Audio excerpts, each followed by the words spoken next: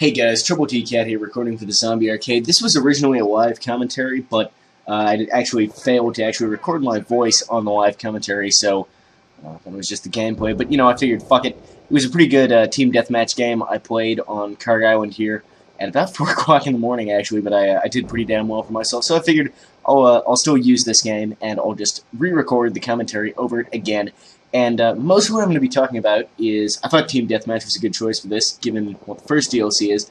I thought I'd talk about DICE's DLC announcement that they made earlier this evening, and basically what I thought of the announcement, because, okay, so the deal is they announced 3 DLCs. The first one coming out in June is the Close Quarters DLC, which is going to be focused on, like, interior, infantry-only kind of combat. Apparently it's designed around 16-player, tight quarters infantry maps inside buildings and stuff like that, really fast-paced, close-range action. The second DLC they announced, which is meant to come out in fall, is called Armored Kill. That's going to have apparently the biggest map so far in a Battlefield game in history, as well as, just other maps and stuff focused all around, I guess, large-scale, like tank combat, that kind of stuff, based on the name we assume, of course. It's going to be all about armored warfare and just focused on these large maps and stuff like that. So that's going to be coming out. And they also announced Battlefield 3 Endgame, which is meant to come out in winter, and they haven't announced any details as of yet, aside from, the name and that it's meant to come out in winter. So, and apparently the first patch, well, not the first patch, the next patch is going to be separate. That should come out in spring, before the DLC. Fingers crossed, it fixes up some stuff like the netcode. So, anyway, this announcement has, it's made some people really fucking mad in the community.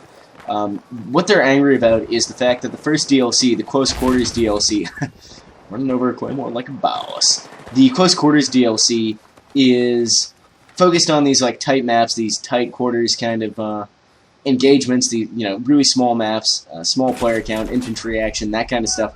And people are angry about that because they feel like, look, I really hate this whole feud between, well, it's not even a feud because the Call of Duty players don't participate. I hate this thing where Battlefield players are constantly being these massive, like, pretentious dickbags and looking down on Call of Duty. But basically, the complaint that's made is that basically it's Battlefield Call of Duty Edition because they're making these tight quarters maps.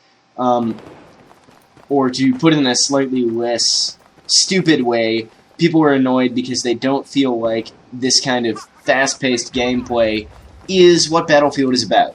And I can understand that. I can really understand that. The older Battlefield games were, they didn't really have any sort of maps that were just small, tight quarters maps. They were all, more open and stuff like that, and had a bunch of vehicles and all that kind of thing. And that's great and all, but I actually personally see it as a strength of Battlefield 3. That it still has that style of gameplay. It has big maps like the 64-player Conquest maps. Some of them are quite expansive. I mean, Operation Firestorm, Carg Island, and 64-player Conquest, Gulf of Omen. There's a lot of room to move in those maps, a lot of vehicles, and I really think that style of gameplay has survived. But in Battlefield 3, DICE have also incorporated this sort of more fast-paced style of gameplay, this more tight quarters kind of action, and I think the game as a whole is actually stronger for it. I feel like the game has more variety, because, if I want that kind of tactical gameplay that Battlefield has always been known for, I can hop into something like a 64-player Conquest server on one of those bigger maps, and I can do that, and that's awesome, that's great, it's a lot of fun. Or if I'm more in the mood for something just fast-paced, light, casual entertainment like I was tonight, I can hop into a Team Deathmatch server, and I can get that too. And I actually think Battlefield 3 does its sort of close-quarters run-and-gun action better than Call of Duty does that. I think, and I also think it still feels like Battlefield. It's still got, it's got this different feel from Call of Duty where basically, I think Battlefield 3 just feels a lot better to play in a lot of ways. There is this problem with the netcode hanging over my head and making things feel not quite as nice as they could. But for the most part, I think Battlefield 3 feels a lot better to play than Call of Duty, just in a general sense.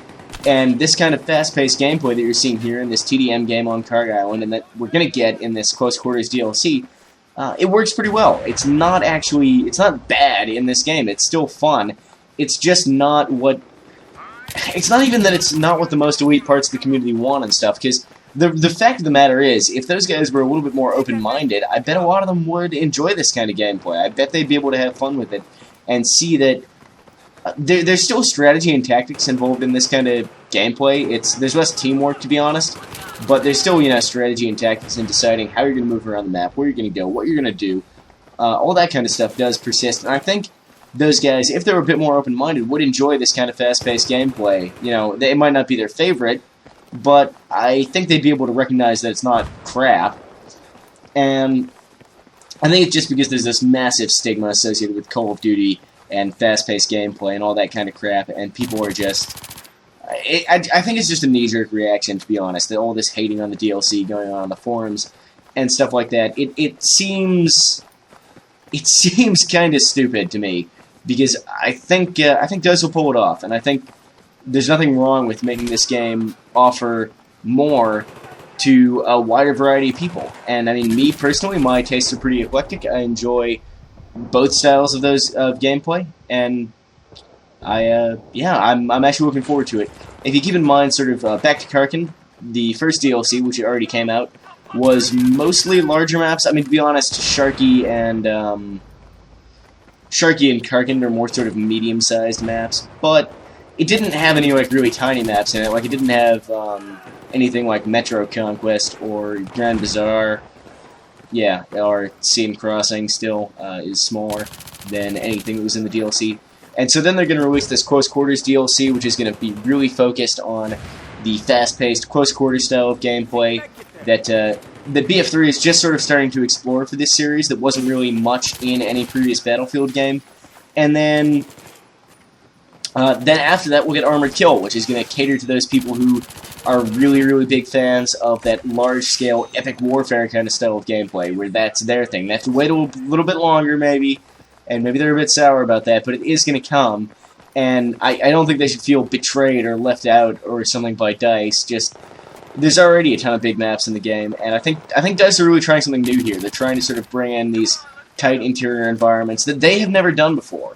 There's some smaller maps in this game, and, I mean, Metro's got a fair bit of interior, but, I mean, DICE have never done something like, just doing an office building interior or something like that before. It's new for them, and I personally think it's great to see them going in a direction that it's not exactly a new direction for the shooter genre in general, but they're expanding their horizons. They're trying out things they haven't done before, and I think that's a credit to them. I don't think that's bad.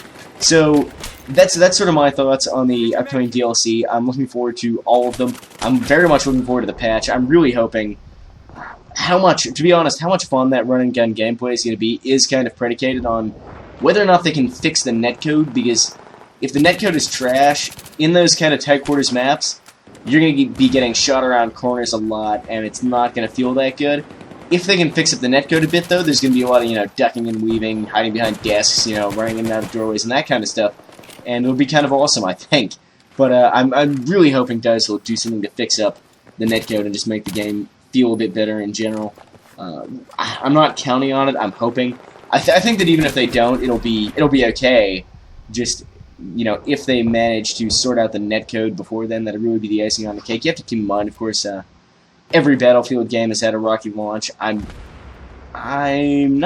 wouldn't say that I'm confident DICE will fix this game's netcode and the sort of basic issues I have that are sort of at the core of this game that stop it from being, a 10 out of 10 for me.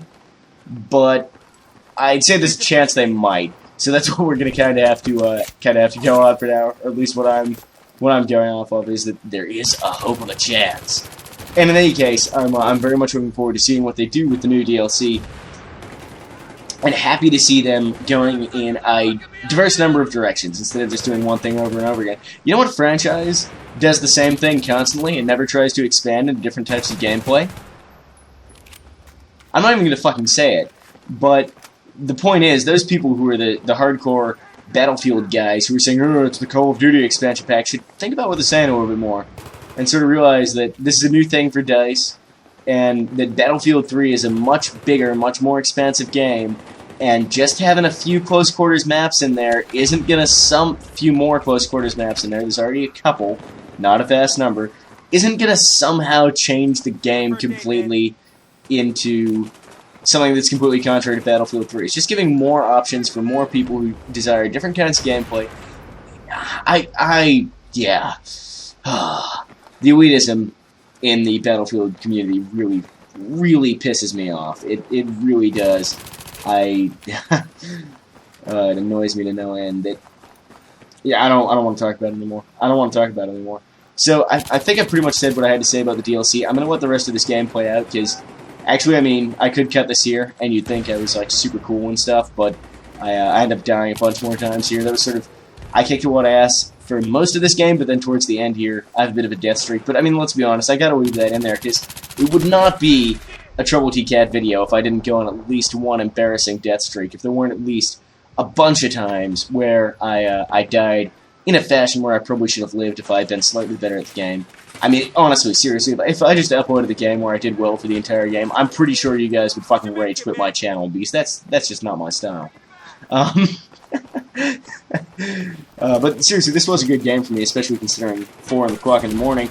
I find it, strangely, that I tend to play better at like 4 o'clock in the morning than I often do during the day. I think it's, I don't know, I'm a little bit more relaxed, and I think my my gamer instincts take over a little bit more, that I've, built up with years and years of seriously a long amount of time playing first-person shooter games. I think during the day, I don't know, maybe I overthink things a little bit or something, and then at night, when I'm a little bit sleepy, a little bit more relaxed, I just sort of play on instinct. I'm not really thinking about what I'm doing, and that actually works out better for me a lot of times. It depends. But for something like this, like a TDM with not that many people, where you're just kind of running around, getting your kills in, operating purely on instinct is the way to go, absolutely. And it blew my mind that I didn't get that kill. You have no idea how fucking angry I was. Sadly, I lost the live commentary, so you never know.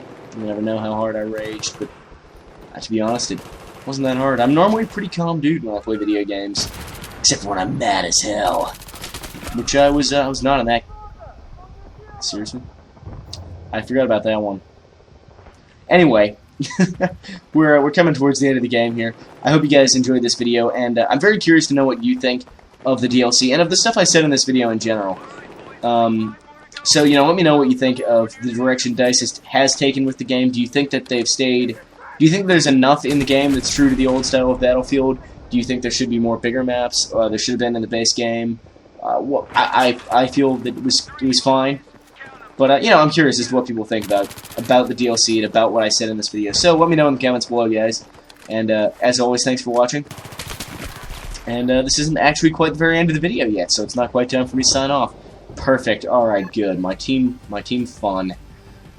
And so yeah, that was a nice solid game. A little bit of death streak at the end there. Went to 26 for 9. Anyway. I'll take it. My stat screen will be in here, of course, for those of you who like to see that. And until next time, thanks for watching, everybody. Trouble T-Cat, spitting wildly. Trouble T-Cat out.